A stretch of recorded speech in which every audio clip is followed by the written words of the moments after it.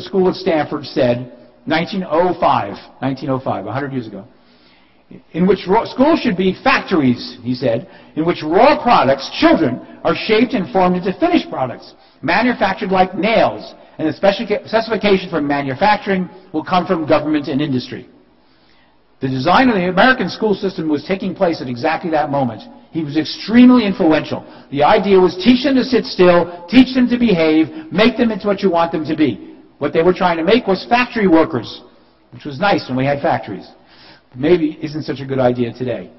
The Commissioner of Education in 1889 wrote, United States, the great purpose of school can be realized better in dark, airless, ugly places. It is to master the physical self, to transcend the beauty of nature. Schools should develop the power to withdraw from the external event. And I have written on many occasions that when you approach a school or a prison from the outside, you can't really initially quickly tell which is which. There's a reason for that. School and training were explicitly designed to ensure that people did not think for themselves. We cannot continue with this kind of thinking about education or training. We have to understand that people work together and they need to be schooled together. Our classes, we don't have classes. Our classes, such as they are, consist of people sitting around a table discussing what they should do next. The teacher may not be there. Sitting quietly, listening to the teacher, you can't even take a picture of a class in which everyone is looking forward. Because people are bored. They can't listen to lectures. They daydream. I'm sure the people in this room are all hearing different lectures. Why do I say that? Because you're thinking at the same time, hopefully, about what I said. But as you think about what I said, I keep talking. So you can't hear all of it. Or alternatively, you don't think about what I said, in which case you hear all of it, but you don't understand it. Either way, it doesn't work. There's an argument between liberal education and training. On the left is a picture of Woodrow Wilson, who was the President of the United States when the current education curriculum was established in the United States, and he was before that the President of Princeton University, so he was a professor. And he said, we want one class of people to have a liberal education. We want another class, a very much larger class of necessity, to forego the privilege of liberal education and fit themselves to perform specific, difficult manual tasks. The system we have today in the United States and here in Spain as well was designed with that philosophy at that time. It has not changed, and people have to start thinking about how it ought to change because the manual training he was training people for isn't so much there anymore. On the right is a picture of the president of Yale University, who was the president when I was there. I once went to him with my ideas, and I said, I would like to teach people how to do things that would make them employable. And he said, Roger, this is Yale University. We don't do training. And I said, yes, you do. You're training professors. That's all you're training. That's the entire intent of it. And the rest of the people, the ones who don't become professors, they don't have any good job prospects, except that after their name they can say Yale University, because they really know nothing. But there's a third choice, and I want you to think about the third choice. Remember what the choice was. Liberal arts education on the one hand, manual training on the other hand. That's your choice. And I'm going to explain that choice in terms of these two pictures, which mean nothing to you at the moment. The lower picture is a picture of Carnegie Mellon University. After I retired from Northwestern, Carnegie Mellon offered me a job.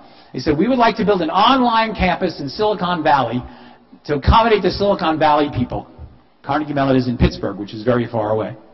And they are possibly the best university in the world in computer science. We would like to run master's degrees programs. And I said, you want me to do it? Me, the radical? You understand me? They said, yes.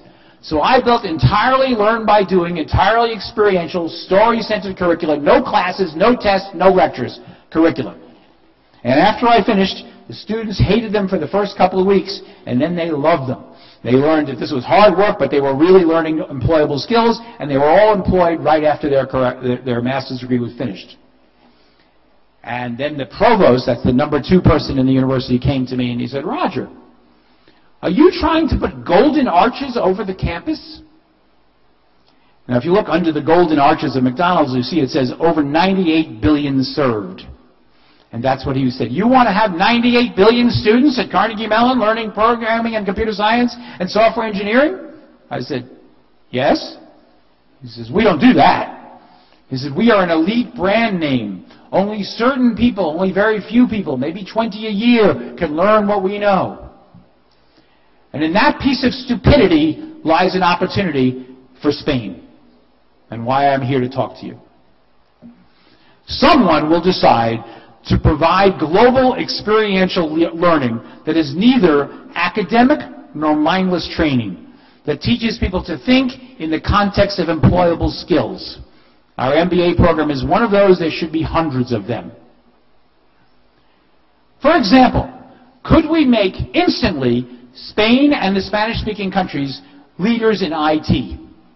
Yes, easily. How? The software engineering program I built for Carnegie Mellon that they don't want to use because they don't want to teach too many people, the man who built it is very frustrated. He's been sent to live on the Qatar campus of Carnegie Mellon because they don't want him making trouble. He's desperate to come back someplace and build the software engineering curriculum. Who would use it? Right now, all jobs have been sent from software engineering don't exist in America anymore, in the United States. They do not exist. They've been sent to India. You probably understand that and heard that. They've been sent to India because, and here's where you're going to get it wrong, because they're really good programmers in India. No, they're not. They're cheap. That's it. They never learned to do it because they never studied except with Indians, and it's more or less an American subject. Suppose we built a software engineering curriculum right here, offered it in Spanish. The economic possibilities are double. One, Spain starts to be a great educational leader, which it likes to be anyway, by offering this kind of training, to the Latin American countries which have a lower economic base which could compete with India. So suddenly Panama could be doing the same programming that India does because they've learned from the best experts from Carnegie Mellon, all of whom are willing to come home and do this. It's one of 100 examples. Just earlier today I was having a conversation about filmmaking. Spain has a great filmmaking industry. How about if you had an online filmmaking course with Almodovar, or however you pronounce that, great filmmakers, teaching the world how to make film. Films are not going away as a medium.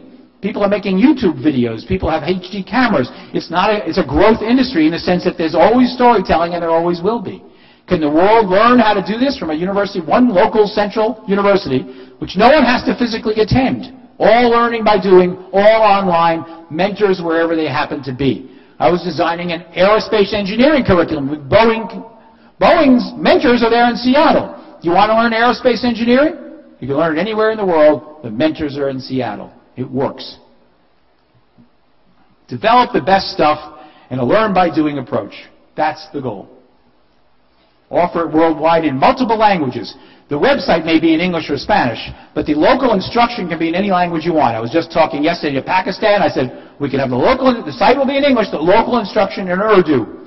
The students can talk Urdu amongst each of themselves, and the mentors can be trained to teach, the Urdu speakers who are trained to teach in that curriculum. So you can offer the language problem goes away as long as you can read the language that the website is in. And I'm proposing English and Spanish, which is what we're using now. The goal is to produce people who can think for themselves and are capable of adapting to a changing world. I want revolution. How do we do it?